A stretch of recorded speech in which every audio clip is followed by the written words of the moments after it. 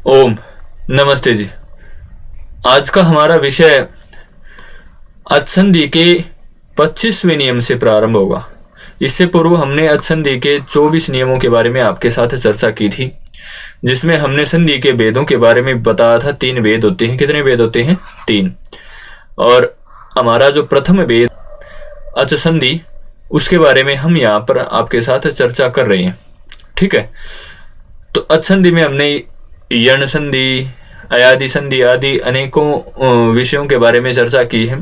तो अब हम पररूप के बारे में आपके साथ चर्चा कर रहे हैं, जिसका विधायक सूत्र क्या है? एंगी पररूपम, अर्थात पररूप एकादेश होना।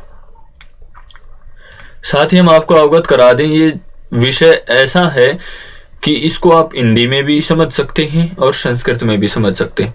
और संस्कृत से संबंधित जितनी भी परीक्षाएं होती हैं, उन सब में ये विषय महत्वपूर्ण है। संधि का विषय जो है वो बहुत ही महत्वपूर्ण है। ये प्रतियोगी परीक्षाओं में भी पूछा जाता है, साक्षात्कार अर्थात इंटरव्यू आदि में भी पूछा जाता है। पूछ लेते हैं भाई, एंगी प्ररूपम सूत्र का अर्थ क्या है, या प्रेयजते जो आपके सामने दिखाई दे रहा है ना, ये प्रेयजते, ये किस सूत्र का उदाहरण है? इसमें पररूप एकादेश किस सूत्र से हो रहा है? इन विषयों के बारे में इंटरव्यू आदि में आपसे पूछ लिया जाता है और प्रतियोगी परीक्षाओं में भी पूछ लिया जाता है। ठीक है ना? इसलिए आप हमारे साथ अंत तक जरूर बने। आइए अपने विषय को प्रारंभ करते हैं।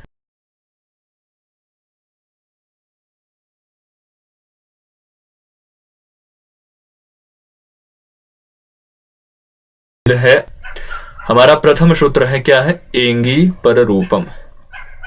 अर्थ क्या है? अकारांत उपसर्ग से उत्तर एंग आदि धातु परे हो तो पूर्व और पर के स्थान पर पररूप एकादेश हो जाएगा। एंग आदि क्या है? एंग, एंग प्रत्यार है। आपने प्रत्यार के 14 सूत्र पढ़े होंगे, जिसमें अ ई उण री लरीक ए ओंग आई औच। तो ए ओंग आपने एक सूत्र पढ़ा ना, ए ओंग, ये सूत्र पढ़ा ना आपने। तो इसमें 2 वर्ण आते हैं, ए और ओ। कौन कौन से? ए और ओ, 2 वर्ण आते हैं। इनको क्या हो जाएगा? यदि धातु से परे हो तो पूर्व और पर के स्थान पर पररूप एकादेश हो जाएगा। अब हमारा रूप क्या है? प्रेयजते। अब प्रेयजते क्या कहता है? आइए इसको समझते हैं। इसका अर्थ जान लेते हैं। अधिक कांपता है। क्या है? अधिक कांपता है। ठीक है। प्र प्लस एजते, ये हमारा रूप है। ठीक है। प्र उपसर्ग है, एजते एज धातु है। ठीक है। स्वाद उत्पत्ति आदि इसमें हो चुकी है, हम सामान्य रूप से ही चल रहे हैं। प्र उपसर्ग पूर्वक एज धातु में एजते रूप है हमारा। वृद्धि रेचि से वृद्धि एकादेश प्राप्त था। ठीक है। अब एकादेश कैसे प्राप्त था? आकार से उत्तर एच है, परे रहते वृद्धि एकादेश है।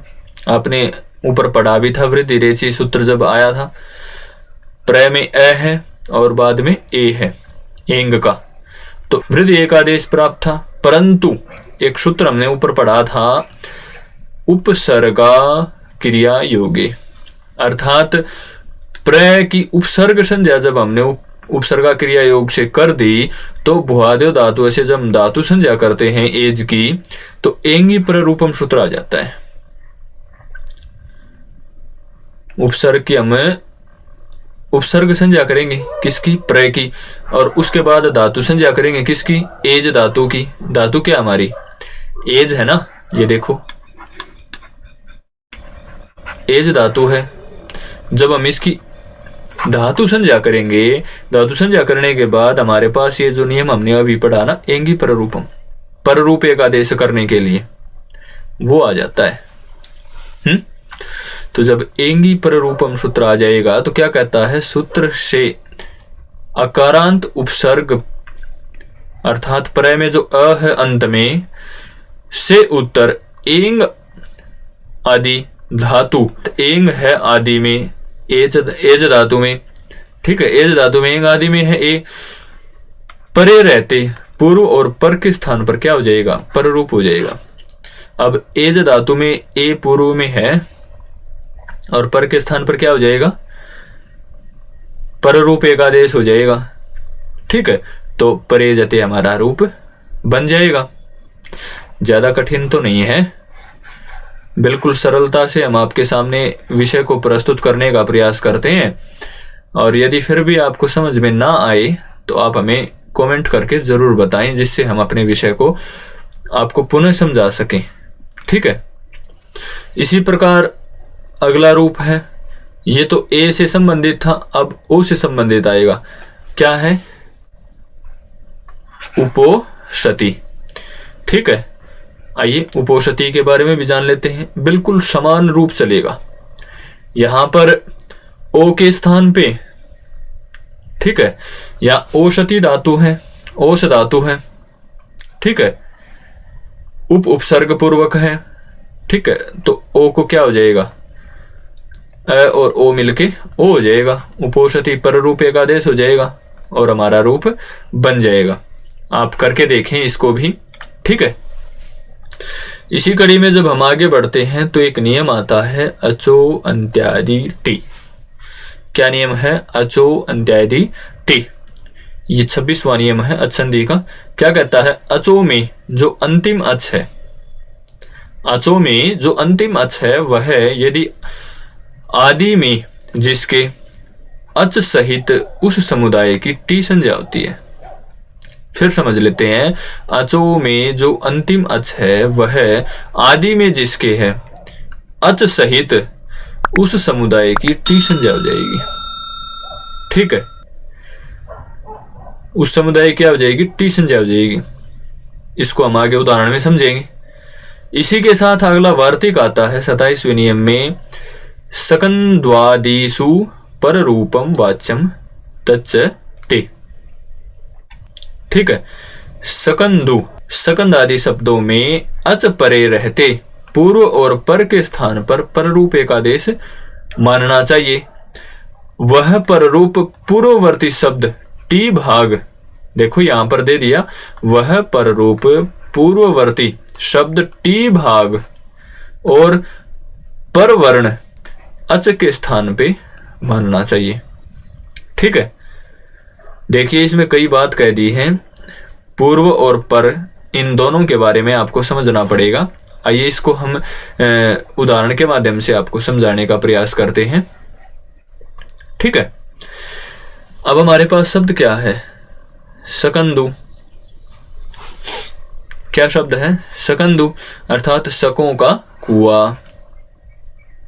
ठीक है, शक एक जाति है, उन्होंने कुआं खोद रखा है जहां से वो पानी पीते हैं। अब जैसे गांव में आपने देखा होगा या कहीं कहीं स्थानों पर शहरों में देखा होगा, धर्मशालाएं देखी होंगी, वहां पर कह दिया जाता है भाई ये जाटों की धर्मशाला है, ये सैनियों की धर्मशाला है, ये यादवों की धर्मशाला है, इस प्रकार कह दिया जाता है। इसी प्रकार अलग अलग स्थानों से अलग अलग संगठन के लोग जहां से पानी आदि भरते थे, उसी प्रकार ये संगठन रूप है शक, एक समूह का नाम है।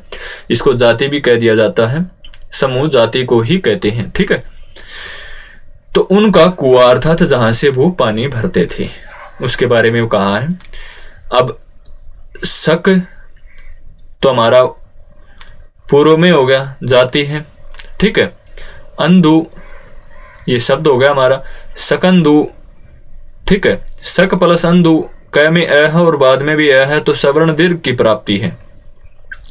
परंतु ये वार्तिक कह देता है कि शक के टी भाग अर्थात अ और अंधु के अ को पररूप एकादेश होगा। ठीक है, अब शक के क में जो अ है उसको और अंधु के अ को पररूप एकादेश होगा। अब पररूप एकादेश होगा तो दोनों को मिला देंगे तो सकंदो हमारा बन जाएगा। और ऊपर से हमने अचो अंत्यादि टी से टी संज्ञा भी कर रखी है, आकार की, अंतिम आकार की। ठीक है, अब टी संज्ञा कर रखी है तो हमारा रूप बन जाएगा। कोई कठिन नहीं है, बिल्कुल सरल है। एक बार इसको साफ कर देते हैं, फिर अगले विषय में हम चलेंगे। इसी प्रकार करकंदु है। ठीक है, इसी प्रकार करकंदु है, इसको आप करके देखें। इसी प्रकार मनीषा अर्थात बुद्धि, बिल्कुल इसी प्रकार है मनीषा का भी। हमारा अगला नियम है 28वां नियम, क्या है? ओमांगोश्च। ओमांगोश्च क्या कहता है? अ वर्ण अर्थात अ या आ से ओम या आंग आ परे रहते पूर्व और पर वर्ण के स्थान पर क्या होगा? पररूप एकादेश होगा। यहाँ पर पररूप ही चल रहा है। अब जैसे शिवायोम नमः अर्थात शिव जो परमात्मा का नाम है उसको हम नमस्कार करते हैं। अब शिवायोम नमः हमारा रूप है, तो शिवाय प्लस ओम इसको हम अलग करेंगे, नमः। ठीक है, वृद्धि रेची से यहाँ पर भी वृद्धि एकादेश प्राप्त था। ठीक है, यह में भी अ है और बाद में ओ है, तो एच प्रत्यार है, एच के कारण यहाँ वृद्धि एकादेश प्राप्त था। परंतु सूत्र क्या कहता है? ओमांगोश आ जाता है तो ये कहता है अवर्ण से ओम परे रहते पूर्व पररूप एकादेश हो जाएगा, ओ एकादेश हो जाएगा। अ और ओ मिलके पररूप एकादेश हो जाएगा तो ओ बन जाएगा, तो शिवायोम नमः इस प्रकार बन जाएगा। अब मैं यहाँ पर नीचे है, हमने अनुस्वार लेना है, तो मो अनुस्वार एक सूत्र आपने पढ़ा होगा कि हल परे रहते पदांत मकार को अनुस्वार आदेश हो जाएगा। अब हल में क्या आता है? व्यंजन आते हैं, न हल है, मैं के बाद न हल है, तो इसको क्या हो जाएगा? अनुस्वार हो जाएगा। अब जब अनुस्वार हो जाएगा तो हमारा रूप बन जाएगा। ऐसा ही है, आप एक बार करके देखें इसको, यदि समझ में ना आए तो आप हमसे जरूर संपर्क करें। ठीक है, आज के लिए इतना ही। अगली वीडियो में हम 29वें नियम से अपने विषय को प्रारंभ करेंगे। धन्यवाद, फिर मिलेंगे इसी प्रकार की नई वीडियोज के साथ।